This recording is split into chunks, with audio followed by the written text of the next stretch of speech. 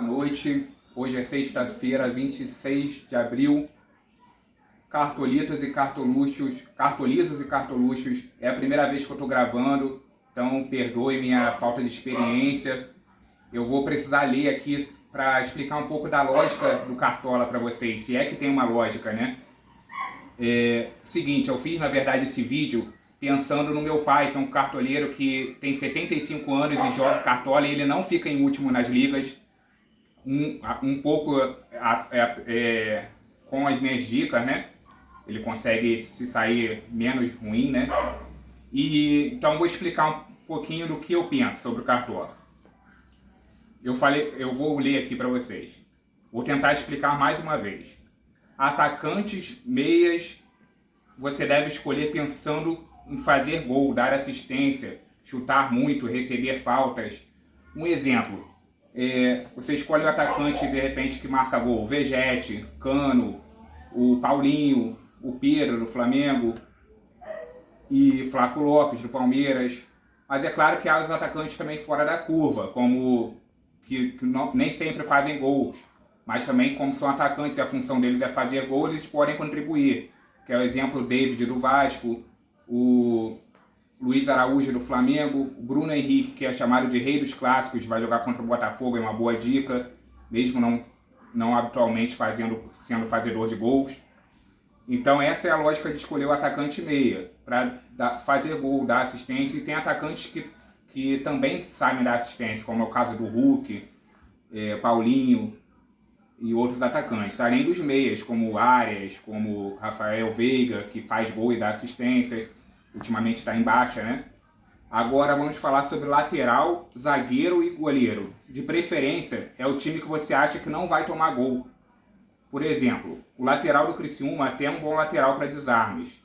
Pode dar assistência ou gol, mas a tendência é que contra o Vasco fora de casa é teoricamente melhor colocar um lateral do Vasco. Não que seja melhor que o Claudinho, mas é mais fácil o Criciúma levar gol do Vasco do que ao contrário, com todo respeito ao pessoal de Santa Catarina, né?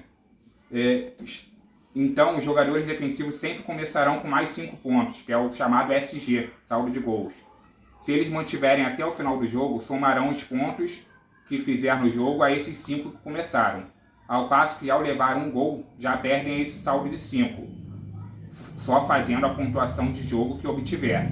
Ou seja, cada zagueiro começa com 5 pontos. São 2 zagueiros, então você já tem 10 pontos garantidos se a zaga do teu time não levar gol, se os 2 zagueiros não tomarem gol. Agora, se eles tomarem 1, 2 ou 3 gols, independente, ele já perde esses 5 que eles começam. Então você deve escolher um zagueiro de um time que você acha que ganha, de preferência sem tomar gol. Ou até que vai empatar, um 0-0 é válido para o zagueiro, para o lateral e para o goleiro, né? Além do goleiro, você pensar em defesas também. Mesmo que o time vá perder ou vá tomar gol, você pode pensar no goleiro pensando em defesas. No goleiro que agarre bem, como João Ricardo, como Fábio do Fluminense, Bento do Atlético Paranaense, que já foi até para a seleção, né?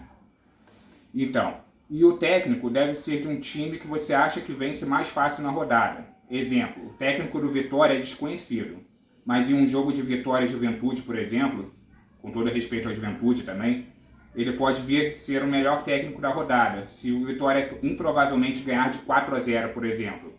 E o Renato Gaúcho do Grêmio perder para o Fortaleza. Quem pontuará melhor? O do Vitória ou do Fortaleza? Ou do Grêmio, aliás. Não que o técnico do Vitória seja melhor que o Renato Gaúcho, mas ao ganhar na rodada, ele deverá pontuar mais, porque o técnico é a média de todos os jogadores dividido pelo número de jogadores. Ou seja, são 11 jogadores, vai somar a média de cada um, vai dividir do time, né? E essa média vai ser o técnico. Então, se o time ganhou de 4-0, normalmente ele vai pontuar mais do que o que ganhou de 5-1, porque o que ganhou de 5-1 tomou um gol. Então a zaga já perdeu o bônus de SG. Já é 25 pontos a menos. São 2 laterais, 2 zagueiros e o goleiro.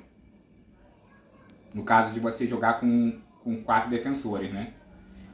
Então, e a última dica que eu dei para o meu pai foi a do capitão, que não deve ser um Fernandinho, como ele colocou na rodada anterior, que também é um ótimo jogador, mas dificilmente ele fará gol ou dará assistência.